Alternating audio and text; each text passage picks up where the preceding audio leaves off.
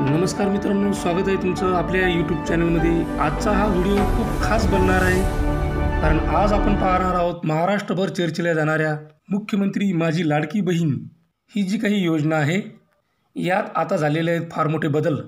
तर ते बदल कोणते आणि काय बदल झाले हे आपण या व्हिडिओमध्ये पाहणार आहोत।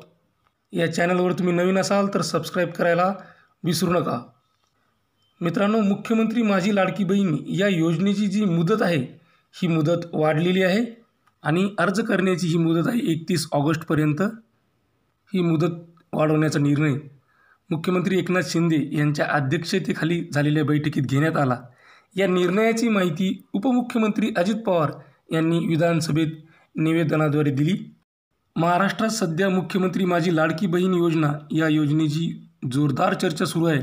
या योजनेच्या माध्यमातून राज्य सरकार महिलांना दर महिन्याला 1,500 रुपये देणार आहे।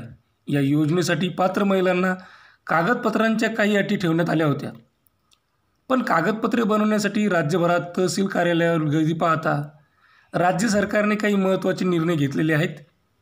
राज्य सरकारने लाभार्थी महिलांसाठी कागदपत्रांमध्ये शिथिलता दिली आहे। ज्या महिलांकडे डोमिसाईल म्हणजे आदिवासी प्रमाणपत्र नाही, दाखला नाही, त्या महिलेकडे 15 वर्षापूर्वीचं रेशन कार्ड, मतदार ओळखपत्र, शाळा सोडल्याचा दाखला किंवा जन्म दाखला यापैकी एकही कागदपत्र राहिलं तरी त्या महिलेला या योजनेचा लाभ घेता येणार आहे। तसेच या योजनेसाठी राज्य सरकारने सुरुवातीला 15 जुलै ही अर्ज करण्याची शेवटची तारीख दिली होती, पण राज्य सरकारने ही मुदत 2 महिन्यांनी वाढवलेली आहे। याचाच अर्थ आता राज्यातील महिला या योजनेसाठी 31 ऑगस्टपर्यंत अर्ज करू शकणार आहेत। राज्य सरकारने केलेल्या या घोषणेमुळे आता महिलांना तहसील कार्यालयात जायची गरज नाही हे स्पष्ट झालेलं आहे।